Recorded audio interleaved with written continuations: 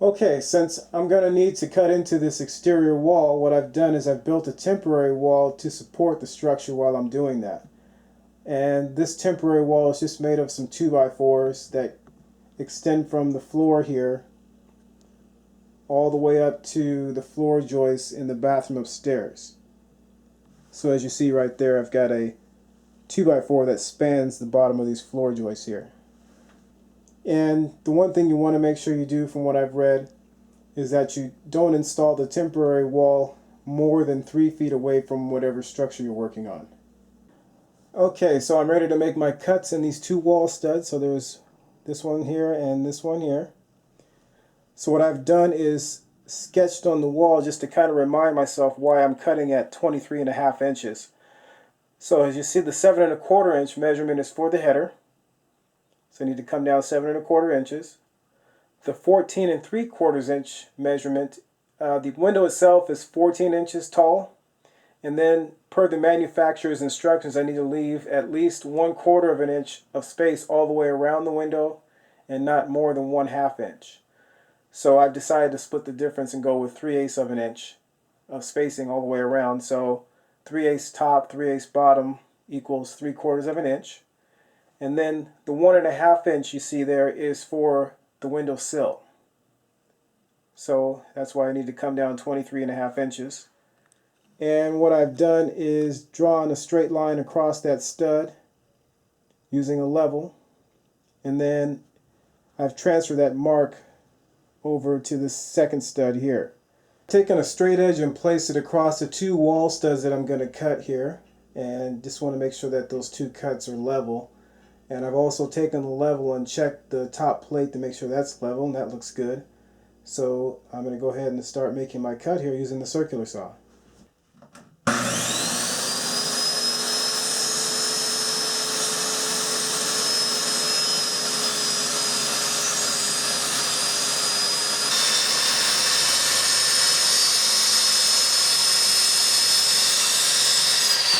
Okay, so now what I need to do is remove the top portions of the wall studs that I cut. And there are nails on the back side that are holding the siding to those studs. So instead of trying to fit the sawzall between the wall studs and the siding, what I'm going to do is cut through the face on this side using the sawzall and just take the stud portion out in chunks.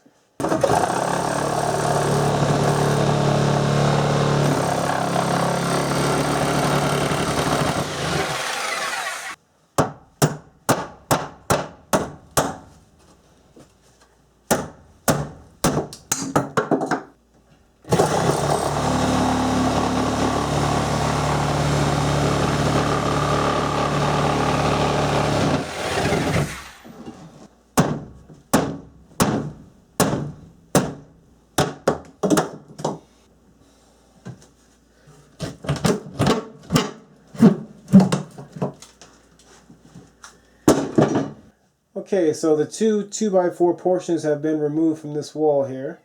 The one thing I did want to make sure that I didn't do was tear the vapor barrier up in here. So I've got a few spots that I'm going to have to patch, but other than that, it looks like it's in pretty good shape there.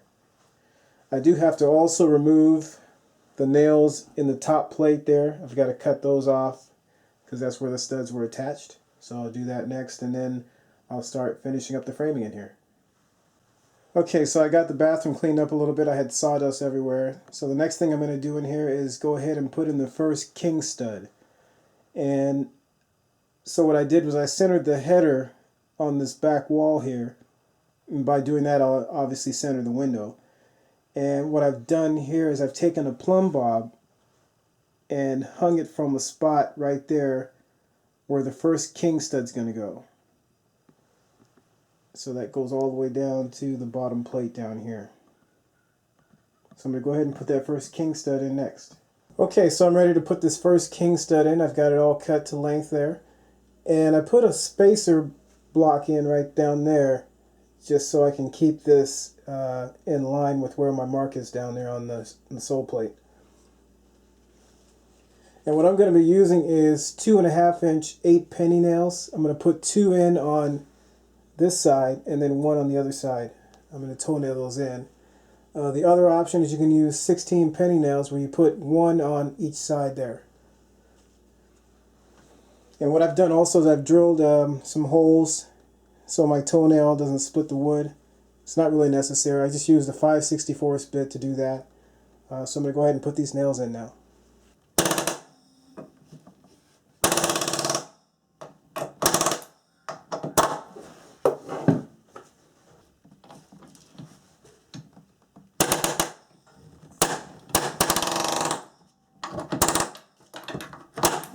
Okay, so I got the third nail in back here. That was pretty difficult to get in just because there was very little space there. Palm nailer was able to do the trick though. I do have this stud pushed back a little bit, as you can tell right there. And if you remember, this part of the sole plate is actually pushed out a little bit this way. So this stud should be in alignment with the rest of the studs in the bathroom here. So what I'm going to do now is switch my attention to the top part of the stud and get it all nailed in. Okay, so I've got the first king stud in, and it's nice and plumb. I checked it with a level. It looks really good. So now I've moved on to the second king stud. Okay, so I took a quick look here to make sure that the spacing is right on this second king stud before I go ahead and secure it. So what I've done here is taken the header and just propped it up on these little cripple studs here. And it looks like it fits perfectly. So I'm going to go ahead and nail the king stud in, and then I'll obviously move the header up higher in the wall so that it's right underneath the top plate. Okay, so now that I've got the king studs in, what I'm doing is cutting the trimmer studs. So I've got my first one just propping the header up, and what I'll do is take a hammer and just knock it over into position right next to the king stud. And I'm going to do the same thing on this side over here. Okay, so I've got the header up into position and it's tied up against the top plate, and I actually had to pull this trimmer stud out because I started putting that trimmer stud in and then I put the header on top of the trimmer stud that propped it up. But I had to pull it out because I was having trouble getting this trimmer stud in after I had already put the header and the trimmer stud on this side in.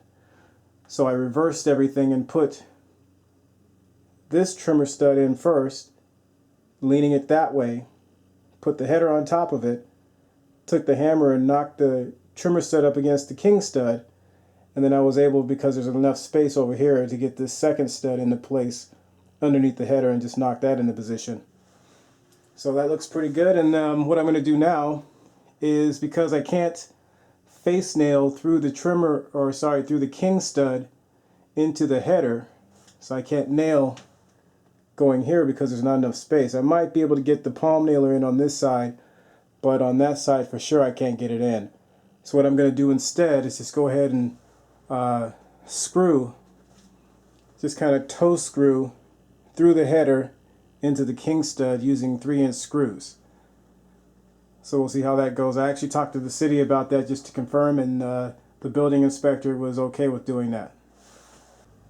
Okay, so I've got the header attached to the 2 king studs. I've got 4 screws. Those are 3-inch screws toe screwed into the king stud through the face of the header. And what I'm moving on to now is actually attaching the trimmers to the king studs using nails. And as you can see right there, I've got some clamps in there to prevent the nails from pushing the king stud and the trimmer stud apart. It's not really necessary, but I figured why not. Okay, so I've got the trimmer studs in on both sides here, and I've put in 2 10-penny nails every 12 inches roughly, all the way down these trimmer studs into the king stud. So I'll zoom in so you can see those. There's an example right there. And I've staggered them, as you can see. The one thing I did do also, I had to use the side of the hammer to get the nail started because the palm nailer was, I couldn't really get it in there like I wanted without having the nails go in crooked. So I started the nails with the side of the hammer, and then I finished them off using the palm nailer. So both sides are finished. And what I'm working on right now is actually putting in the sill. So I've got a level up there just to check level from side to side. I'll zoom in so you can see that. Yeah, as you can see right there, it's just about right on level there, so that looks really good. So I'll go ahead and attach that.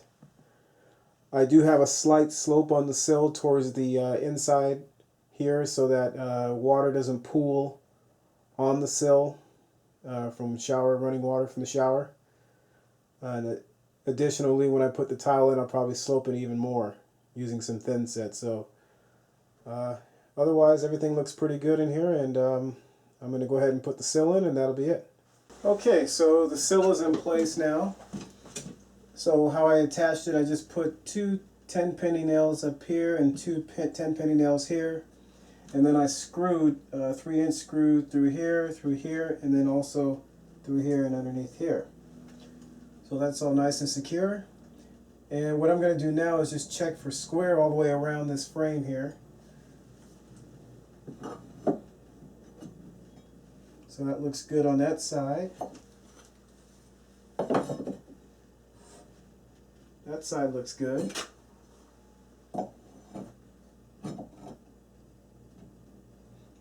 This side is just a tiny bit off. And the same thing on that side. So basically I'm finished with this framing here, and the next thing I may end up doing is putting some blocking in between the king stud on that side and the wall stud, and I may do the same thing on this side. It's not required in my area, but I know some code stipulates that you do have to have blocking. I don't really know of any particular states that require that, but it's something you may want to check out. Thanks for watching.